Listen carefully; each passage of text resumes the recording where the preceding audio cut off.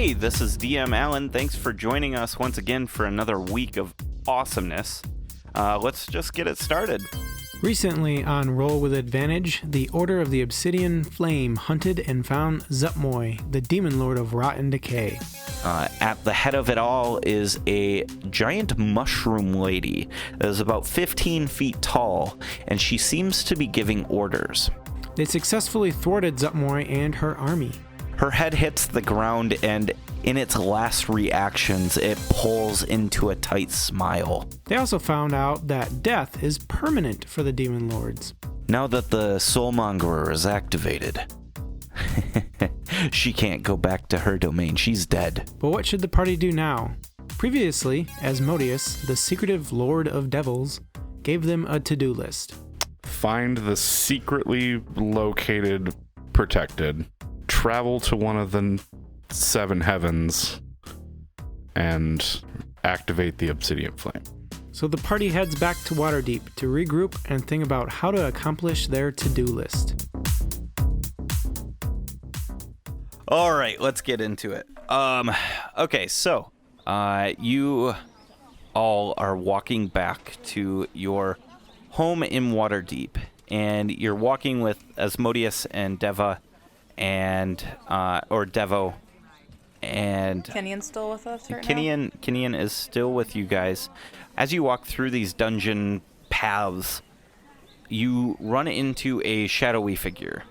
It is slender, shapely almost, and looks downtrodden. What color are her scales? No scales.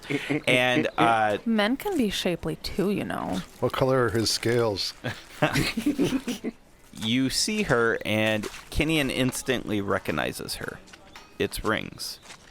Kinian is awestruck. He has no words. His mental faculties cannot handle the surprise that he sees, and she says, please, my beautiful dumb husband, just let me talk.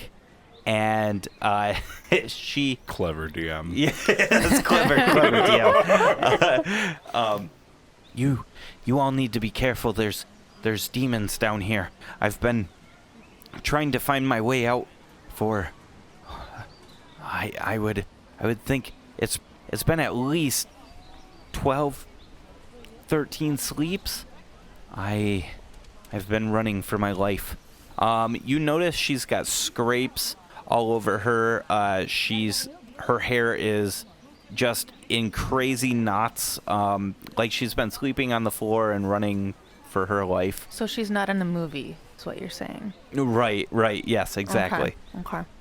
I was beaten by Zentarum that I foolishly had trusted when they escorted me down here to supposedly murder me. I have no clue why they brought me down here. They had gotten jumped by a bunch of demons. They were dog-like. Their snouts were pointed up, and it was absolutely disgusting. In the fray, I was able to disappear with this beauty, and she rubs one of her rings, and she disappears, like Gollum style, and then reappears. At this point, Kyo kind of flops his cuff over to hide his hand. Oh, because of your rings? There's been a split in the Zentarum as of late, and I have lost many followers that I thought were loyal to me, to a wizard named Manchun. I would very greatly appreciate you potentially looking past our past differences, if you wouldn't mind. Here you go. And she hands Kinian the ring she stole from him. And she says... It's no longer functional. Yeah, she says, I realized soon after this was appropriated that it was worthless. And I'm sorry for stealing such a innocent thing. Well, I appreciate you apologizing to all of us. I wish to potentially stay with you guys on your ship if you wouldn't mind. I feel my life is in grave danger now. I have much money. I can pay my way. And Kinian just kind of like puts a hand on her face, like to quiet her. Just like covers her face. Yes, like, yeah. like normal people would put like a finger up to the lips. He just puts a palm on the face, and she just. Your money's no good with us. The only thing, it's going to be hard labor. Jesus. I got a dog needs petting. Well, I won't turn away someone who's asking for help. I appreciate it. I mean, it's technically Kinian's ship, so Yeah, he can yeah. do what he wants. Yeah. Yeah. As long as you don't, stab us or anything, we'll be good. Or steal magical items from us. I promise to not steal anything from your crew ever again. Thank you. She accompanies your party, and you all walk to. You get to the exit of these dungeons, as you have very recent memory of this place. You make it up to the city side, and you make your way back towards Troll Skull Alley, which is where your house is. If you turn your sights to the TV here, So how's Kinian reacting to her joining? he's like kind of hesitant or like excited? he's excited. Wary? I don't think he's wary. He Okay. was. He's happy he that was she's very, safe. Yes, he was very Yeah. concerned about her disappearance. So Minette and Tin, you both know Troll Skull Alley differently than what the locals do currently. Troll Skull Alley, back when you were very familiar with the city, was a rougher side of the North Ward. It was definitely where the low income people who could stay out of the dock ward, that's where they were staying. A lot of riffraff, a lot of thieves, ne'er-do-wells, they all congregated here. Within the last couple of years, though, there has been I don't want to call it gentrification, but it's gentrification. The property values were super low, and business people started taking advantage of it. So lately, very trendy boutiques and bars and things like that have been popping up on Troll Skull Alley. So you can get your Pem Lemon frappes. Yeah, yeah, your pumpkin spice lattes and yeah. You are walking down Troll Skull Alley, and you see the familiar signs that you've seen in the past. You see the Tiger's Eye, which has like a wooden sign with like one of those vectorized, just really basic line art eyes with a magnifying glass as a pupil. Oh, it's like flat design? Yes. Yep. Okay. Yep. And then you see Super trendy. the Bookworm's Treasure, and you see the tavern right next to your home here, called the Troll Skull Tavern and Inn. When you reach your home, it is in the process of getting reworked. I believe you all, or Bon, one of that, had left money for the order to start fixing up. And it is in that process. When you get up to the door, you just go to reach out, and the door opens for you, and there, with a big smile on his face, is Bon, and a female companion standing behind him. I mean, what? That's your sister. After all the flack you gave to Starvash. I say, hey guys, this is Yin. She's one of the Candlekeep monks. Yin, this is Minette, Tin, and Keo, and Kinian, and somebody I don't know. In front of you is a elven monk, tan skin, almond-shaped eyes, closely cropped hair that is like dusting with gray flakes through it, and she looks probably middle-aged for an elf, and Wood elf or elf? she is not a wood elf. I would think probably a high elf. High elf? Okay. She just gives a curt and silent nod. You get the general feeling that she's a fairly quiet person. Just really doesn't say much. I curtsy my broom. So how is Candlekeep going now? It's a little better. We cleaned up a lot of the muck. There's a few more monks there now. Let's see here. We have a new leader. Her name's Dream. She's a cat. Let's see here. I lead up the guard force, and we've all decided that we're gonna go kick some demon ass. So that's why Yin's here with me. You see, next to the entire party, you see Rings, which I don't know if you've met.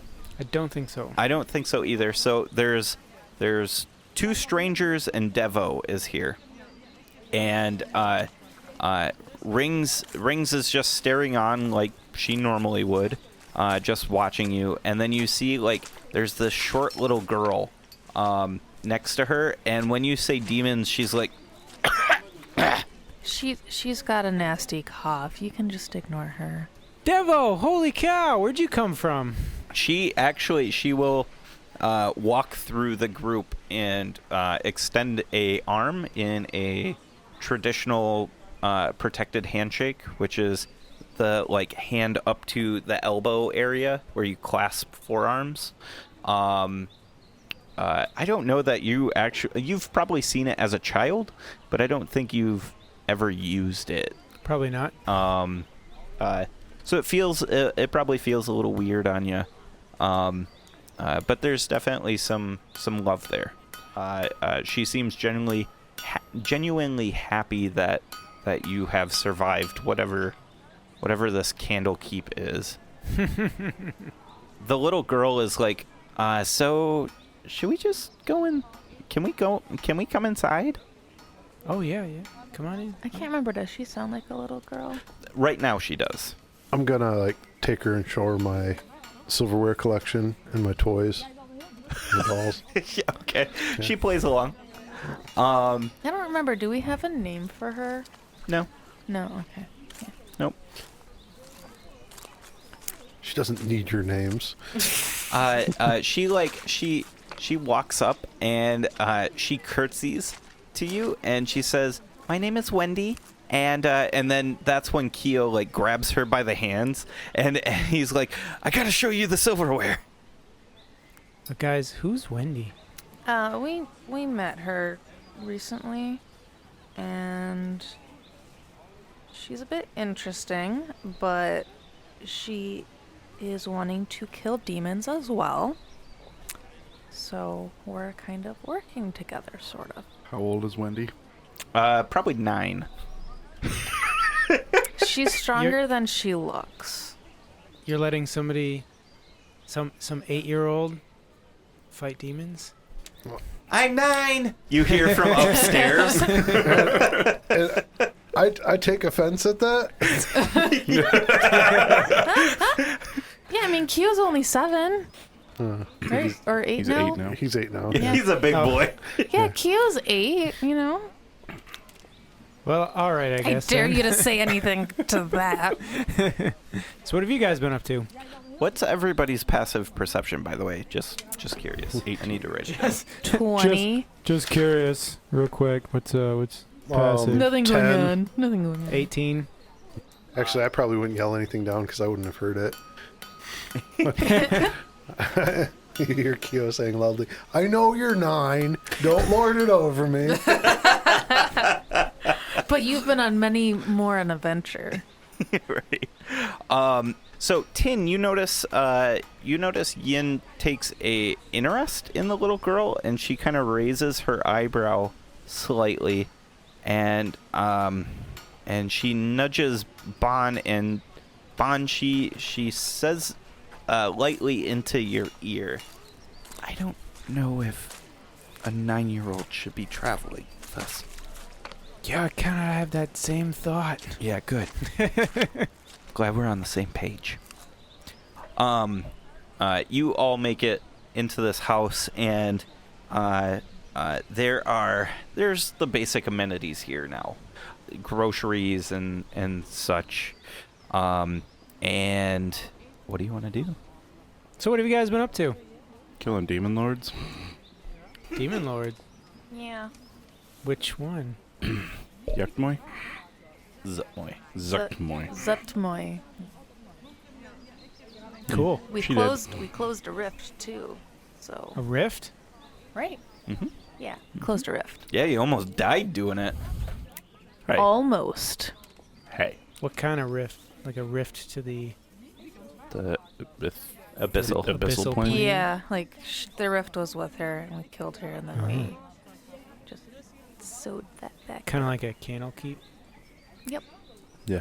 There's Did we one close there, the right? one at Candlekeep? Mm-hmm. Yeah. We Yep. did. We didn't almost die that time. You guys didn't necessarily close it as it was closed for you. While you're upstairs, Keo, Wendy is like, you guys get up there and you're starting to play, and she's like, "Stop messing around, Keo. Who the fuck is that?" At this point, Kyo remembers, oh yeah. She's not 9. Try not to look too confused at him. Bon. That's Bon. He's not even trying to fake being blind anymore. Who's the chick that's with him? I don't remember. What do you mean, Tinuviel's sister? Is that's not chanting, right? That's Tin's sister. That's clearly not Tin's sister. Tin's a mean? forest elf. But Or there's a wood so elf. much familial resemblance. Yeah. Look at how pointy their ears are. And I'm talking like she's deep tan, where Tin's like more like pale. Well, yeah, but I mean, I've got gold flecks. None of my other siblings had gold flecks. So. Wendy pulls from one of her her skirt pockets.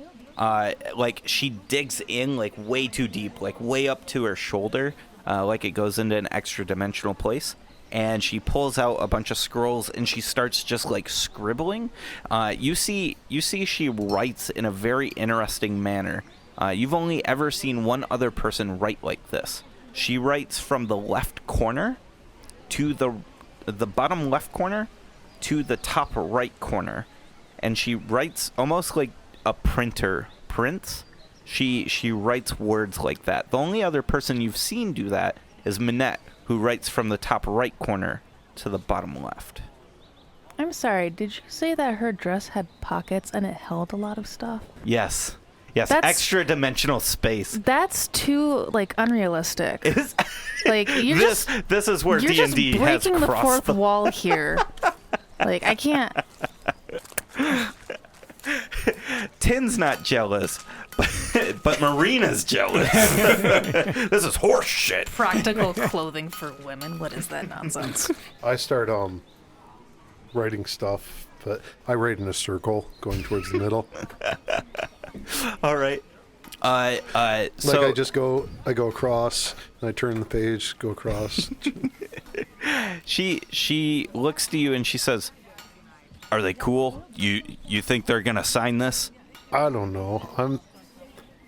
I'm not a solicitor or wait, is that the right type? Mm-hmm. Whatever. If not, we'll dispose of them. And she like gets up and she starts prancing away from you like. And I slowly pull out of my pocket the fork that I got from the Tresender Manor? No, the one that I got in exchange for that contract. Oh, yeah. And I pull it out, and it's covered in its jewels and gold and stuff. I sigh a little. She, you see Keo as forgot for a second there. you see as Wendy kind of does the little kid skip down the stairs, like taking too many stairs at a time, and she runs up to Bon and she like tugs on your cloaks while you are all just kind of getting back to know each other, and she looks up at you, Bon, and she goes, "All right, we're not gonna mess around here. You need to sign this." And she like pulls out this scroll, and it just goes like, it goes probably about 1.5 feet, 2 foot long, and then she lets go and it goes down to the ground. It unrolls, and she's like, "This is a contract. My name isn't Wendy." Well, no shit. Is she still talking in a 9-year-old girl voice? No, now That's it's a why man. he's using Okay, just the wanted far to deeper clarify than that. normal voice. She says, "Sign this and everything will be disclosed to you. It's a standard NDA." I read it. We've all already signed it, by the way. The core essentials are you will not disclose who this individual is in front of you. Lots of legal language. Actually, give me an intelligence save. Not check. Save. Oh, great. Straight roll. Constitution first, sorry. Gotta find out if he falls asleep. Whoa. 17 for con. 17, yeah. You managed to stay awake while reading legal documents. Yes. 18 for int. All right. Wow. So the long and short of it is that you will not disclose any information about this person who's standing in front of you. It does not state a name particularly. There's like this blurb, like it's like scratched out almost, like it's more like this. When you look at it, it's out of focus. So anyways, it's written in a way essentially saying you will not disclose this information about this person in front of you, and she has clauses written in there that if you break this contract, your soul is forfeit. She owns your soul. And she's got 2, and she's holding 1 up to Yin. I take the scroll and I roll it up. Okay. I say, you know who we are, right? Yes. And you and your friend here are the only ones in this room who doesn't know who I am. And then she turns into Gundren, and she says, "Or do you remember me more like this?" And gives a deep dwarven sweeping bow. Tell me who you really are first, and I'll decide if I want to sign. Well, currently I'm Gundren, and I will not disclose my identity. That's the point of the NDA. So around this point, being bored, Keo's in the room. Quit showing off Asmodeus. He looks slowly to you. Remember, I modified the contract. Yes. Keo thinks that telling people, he looks at it as a way around the death curse. 'Cause I see. So this is Keo's play. this is Keo's play, making, he already did it once, but this time it's with people who actually don't know. So. What do I know about a character named Asmodeus? Rack your brain for me. Give me a history at advantage, please. 13. 13. Asmodeus. You've heard it 2 ways. Asmodeus and Asmodeus. You are like really pulling deep. This is stories that you were taught in Camp Kaigal, back at home. Asmodeus, you're pretty sure, is a deva that made a very poor choice and was kicked out of Mount Celeste and turned into a devil who rules the 9 hells. So far, it's been all on the up and up. That's all I can say for now. Okay, so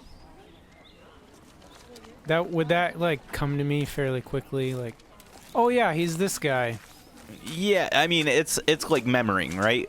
Remembering like you heard the name, it triggered in your head, and you were like, yeah, I think I know this guy. I think I know about this guy.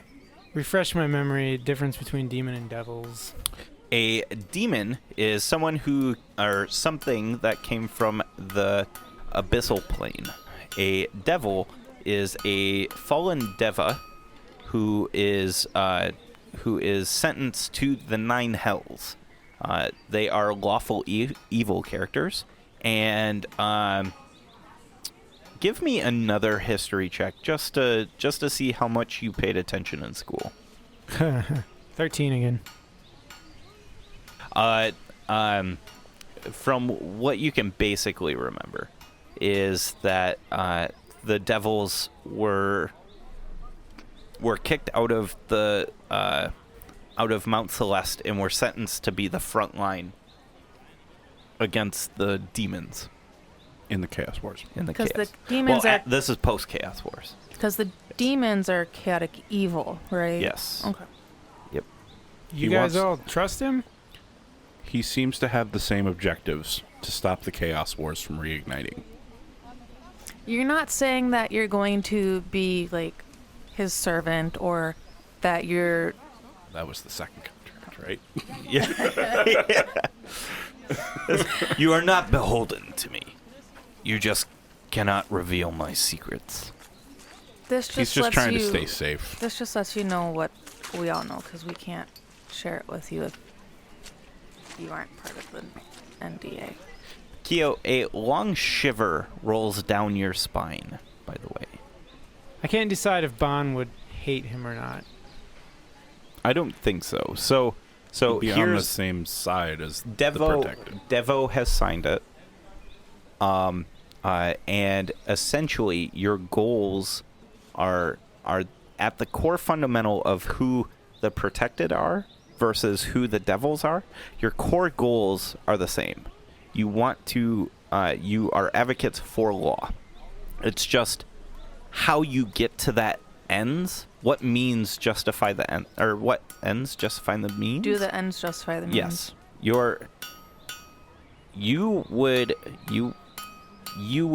have a boundary that you wouldn't cross where a lawful evil person could justify sending in X amount of people to save the greater good type thing, right? So it's where does your gut feeling stop?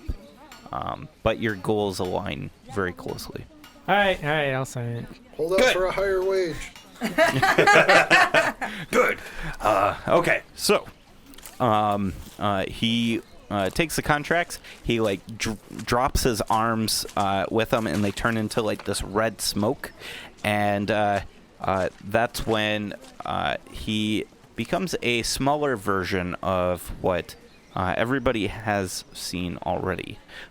In front of you is it's a very similar image. It looks a lot like what you look like when you wing out. You see in front of you a very muscle-bound looking person,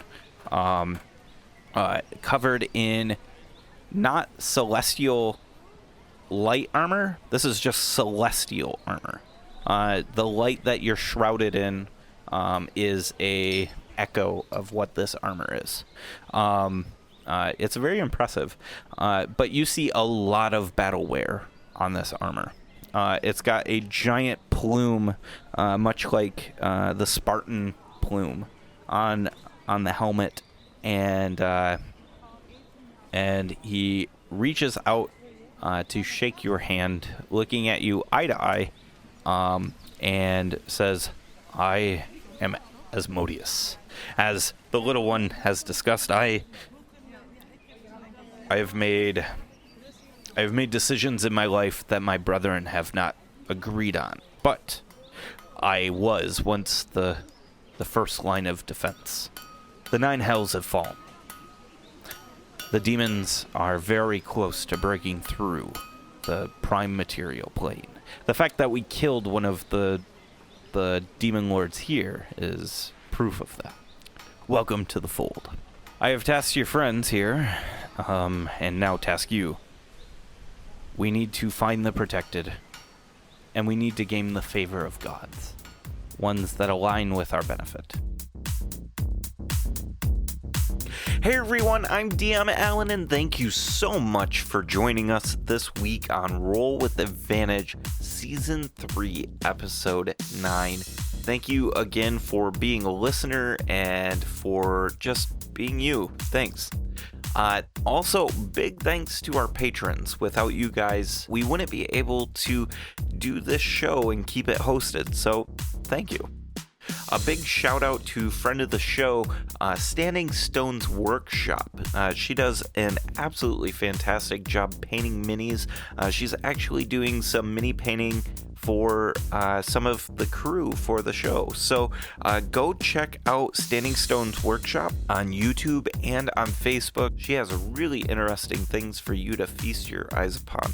If you want to help support the show, please feel free to follow us on Twitter at DM's Table and on Facebook at The DM's Table. We really appreciate you sharing the episodes, telling people about us. Word of mouth is the best way for us to grow, and it's from listeners like you that really help us move forward and get exposure to new people. Also, if you want to help the show out financially, please go check us out on Patreon at patreon.com/DMsTable. We have several levels of membership that you can buy into, and each one of them come with really cool perks. So please feel free to go check out our Patreon. All right, let's get to this week's sponsor. This week's sponsor is again Audible. Audible is a fantastic audiobook platform with over 180,000 books to choose from. You can listen to it on your iPhone, Android, or Kindle devices. You also get a really cool deal with them. Just by being a listener of the show and going to audibletrial.com/RWA, you are going to get 2 free audiobooks and 2 free Audible originals with a 30-day free trial. That's a pretty awesome deal. You can experience one of the staples of audiobook platforms, Audible. And now I'm going to throw it over to Adam for this week's recommendation.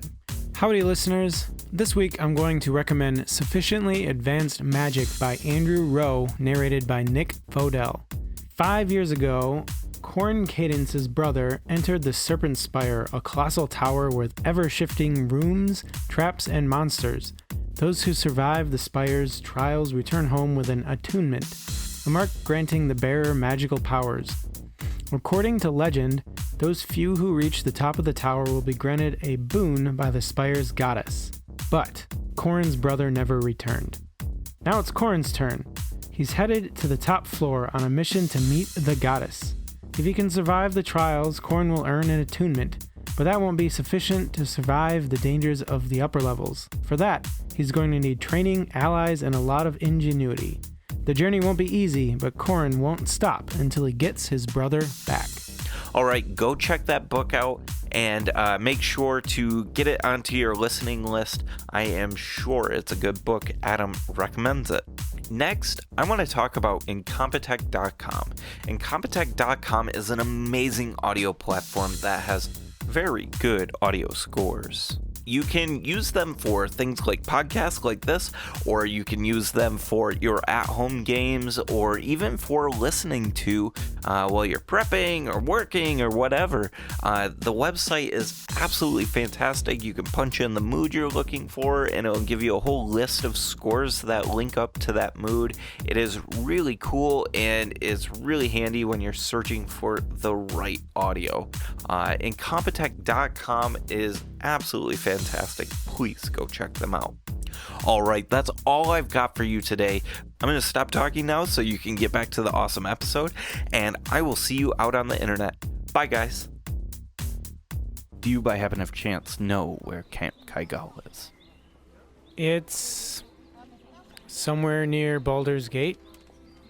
When I left, I remember leaving. I remember walking away. I remember ending up at Baldur's Gate. But when I considered going back home weeks later, It was strange. I couldn't remember which side of the city I came to. I couldn't remember how long I had been walking. I just remember that Baldur's Gate was the first place I came to. That's Gladia's protection. Okay. That's unfortunate. I would have hoped that would have faded in time. It clearly hasn't. Well, it seems like that's gonna be a tough one. We'll figure it out. So, in the past, in the Chaos Wars, the gods were very, very important. They lended us strength, and aid. I don't think this is doable without them. I don't know if it's pilgrimages that you need to go on, or how you'll gain their favor, but you must gain their favor. Wonder if Liriel would have any insight. Maybe. Well, I'm going to go out on the town, and I'm going to try and collect some more scuttlebutt on what has been going on the Sword Coast. Why don't you all try to figure out a way to start completing these goals, and we'll start heading out somewhere. Deal? Okay. Deal. He says you all might want to leave as well. It sounds like things are starting to get interesting upstairs. And that's when you realize Kinian and Rings are not near you at all. Is there some loud music playing upstairs? No, not necessarily. No music. The floors are creaking. You hear shouting at first, like how could you be so stupid? Blah blah blah. And then there's no longer shouting, and that was kind of the cue. I start heading upstairs. Oh, okay. Yeah, you head upstairs, and you see at the on the third floor, the 4 rooms are there. One of the room doors are closed that Kinian apparently has just laid claim to, and there's a sock on the door. Bow, bow, bow. I kind of nod my head, and then I just go back down. It's interesting because Kinian doesn't wear socks. Does Rings wear socks? Maybe. I haven't decided. Probably not right now, just because... No, now... Oh, Jesus. Wow. I mean, that's where the sock came from. It's on the doorknob. Just because she's been, like, traveling... Anyways, we'll move Upon on. closer inspection, it is Tin's sock. Kinian doesn't wear socks on his feet. Socks from? Wait, Stairvash. Yeah, right. So, the city is yours, I guess. What would you like to do? Tinker with my clip. Tinker with your clip? Oh, Jesus. All right. Are you bamfing back to the ship to do that? Yeah. Okay. This place is not a proper shop. Right. But if you need anything, you know that there is a metal shop not too far away. Is it the Tiger's Eye? No, it's it the is Steam and Steam and Steel. Okay, cool. What is the Tiger's Eye? You want to go to it? Sure. Okay, it's just eating at you. Yes. I'm coming with. Yeah, okay. All right. I grab my bag of marbles. All right. So is Ready everybody to just trade. traveling together then? Sure, I guess. All right. So, Minette, you march over to the Tiger's Eye, and you, like, kick open the door, and it rings. Ching, ching, ching, ching.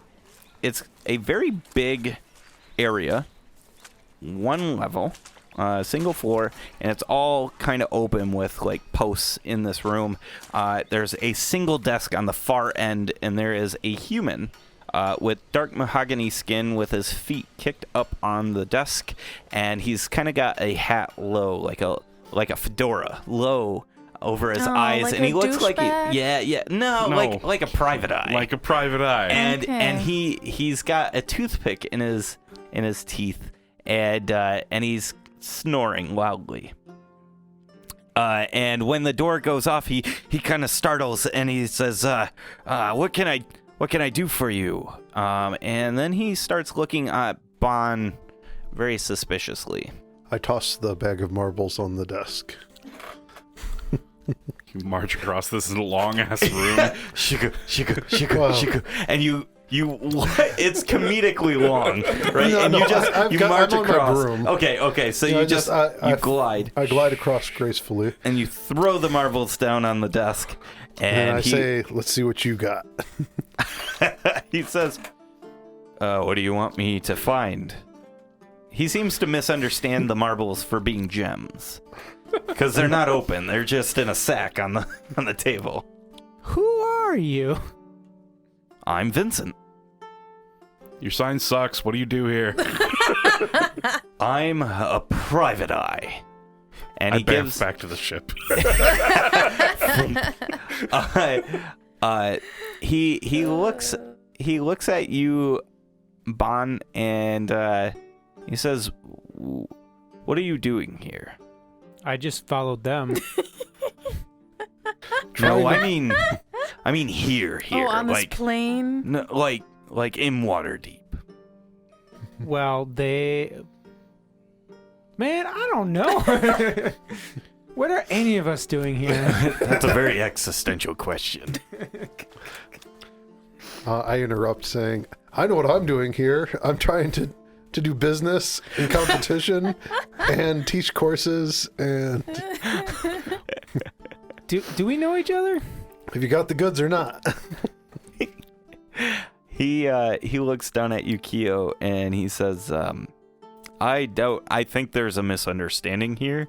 And he opens the bag up and he sees the marbles. He says, this is a common mistake. I'm not a marble shop. A common mistake.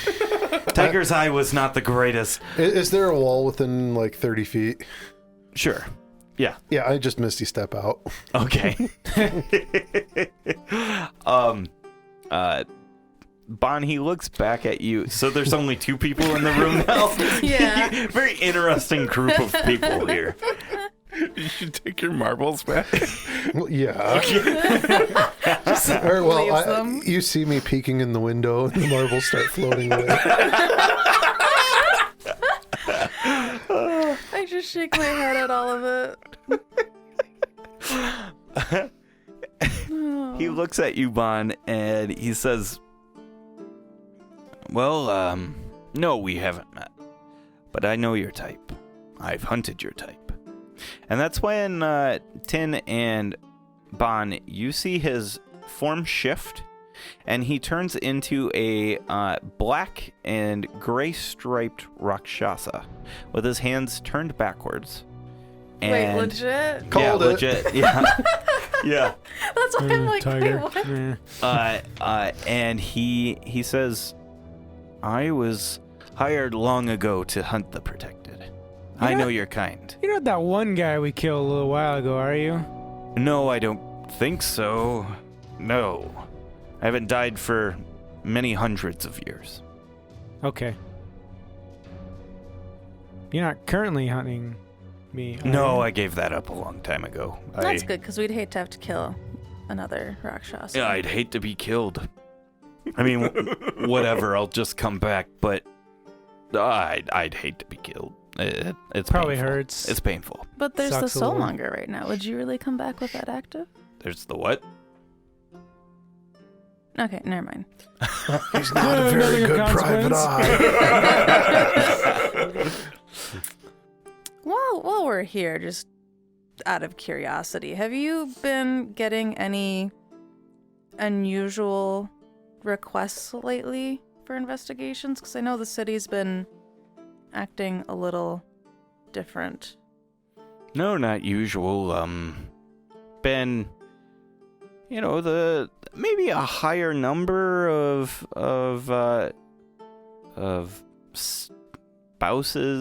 spousal trackings and things like that. Nothing, not really. Okay.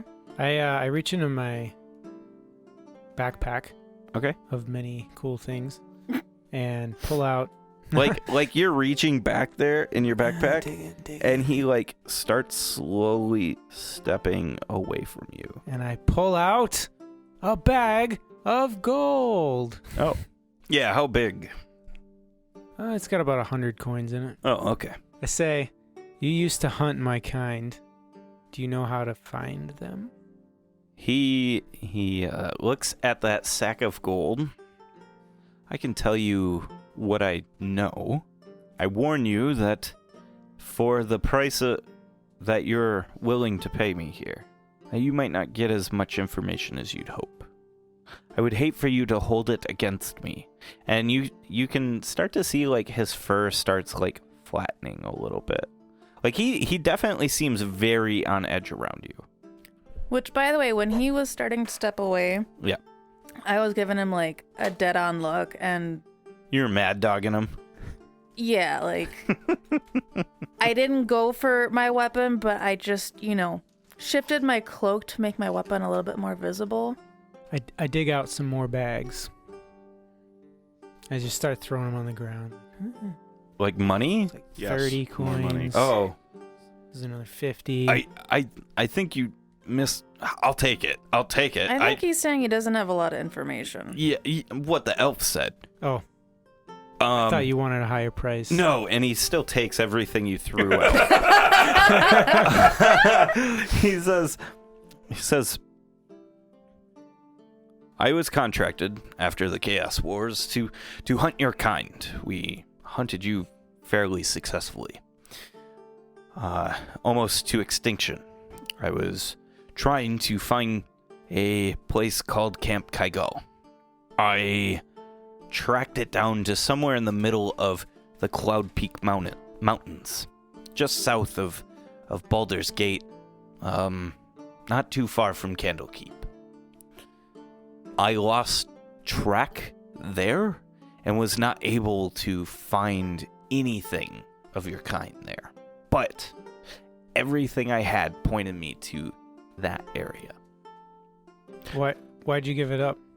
The wars were over, and all the protected that we could find were gone. We had killed them, or converted them to fallen. How far away is he? 40 feet, maybe? I close the distance. It's an awkwardly long Yes. way to have a conversation. Yes. You close the distance. you Yep. extinction. What's that? Distinction! Distinction, got it. No hard feelings, man. As long as you did it with distinction. Yes, not extinction. A+ there. Oh gosh. Does he move away when I get closer? He's starting to stand his ground. He seems calmer. Okay. Can I have my gold back? No. I grab a hold of him. What are you gonna do, Protected? I bamf back to the ship. Oh shit. Okay. You bamf back to the ship. Okay. You appear on the ship. And now With him? Yep. I was gonna And say, now that's Tin's all alone. unusually chaotic of God you. damn it. And I tap on the glass and wave. Meanwhile, the bag of marbles is still dragging out.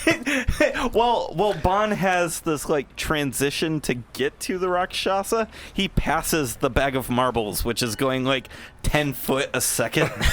Well, I made chanting it back. I just shake trying my to be head. Does he freak when he gets to the ship? He's a little weirded out, yeah. I mean, he didn't Intruder! expect to be teleported. I say, just a reminder not to pick up old habits. I let him walk off the ship. Yes, I would never start hunting your kind again. There's no money in it. And he just he walks off the ship. Burn. Tim, How much gold did he take from me, you think? how much did you lay down? You were just Well, I talking started about. with the 100. And Yep. you threw down a few I bags, you heard said. something like 75 after that. Like 50, 25 is what I It heard. was like so 30 here or something. Yeah. Yeah. Do you want to call it? I'll say 175. All right. So Lily, did you know a couple of those bags were just coppers? Right. I'm just kind of Who won now? shaking my head for a moment. Yep. You know, my typical team. Yeah. Now I'm not planning on like rifling through everything, but does it look like there would be any interesting / pertinent information laying around? His desk is sitting there in front of you. Nothing that he said necessarily tells you that he had extra information particular to this conversation. Yeah, I didn't laying think around. so, but since I'm here, I'm gonna come back in and look kind for of the the goods. like the investigator part in me is Yeah. like I can't just walk out without Sure. taking a quick glance. So yeah, you go ahead and you're rifling through his desk, and Kyo, you I join come in her. and I'm like, "Have you found the marbles yet?" Give me a investigation. 18. 18. Okay. I rolled a 21. You find his marbles. Yes. I knew that guy was lying. I'm going to trade some choice marbles for some other marbles Okay. and leave a little note. Okay. No, I'll roll marble swap. All right. Took all your best marbles. Here's my shit one. I'll leave a gem in there too in my bag of gems. I've appropriated these for the Emerald Enclave. Come on, he's been paid handsomely. I'll leave. I have a bag of assorted gems. You don't find anything necessarily for Camp Kaigal. You see some like sketches of things. A lot of it is really just spousal tracking. I mean, that's really where he's making his money here. Which it is very lucrative, so yeah. It is. And he is also doing a little bit of like tracking for like lost jewelry and stuff like that, hunting thieves essentially. Yeah. Okay. So my curiosity is sated now. Mhm. So I walk out of the building. Okay. I leave a single star sapphire worth about 100 gold pieces Shit. Okay. in exchange for his best marbles, and it's polished around like a marble, but it's got a flaw in it that creates like a cat's eye. Nice. This dude probably just made more than his yearly salary for one random afternoon of chaos. Yes. All these But weird people I took all his being best rude and marbles and left all my crappiest marbles. trade-off. So Had a he 2 for really $1. lost today. Yeah. I mean, because those marbles, you But the one can't good just one. replace those. All he lost was his marbles. Hey, thank you so much for listening. What a fantastic episode. We cannot wait for next week's episode. We hope you stick around to find out what happens next. If you want to find out more about the show, about our characters, or things like that, go check us out on dmstable.com/RWA. DM's Table has got information on how to contact us through Twitter or Facebook or things like that. Go check it out, and we'll see you out on the internet. See ya.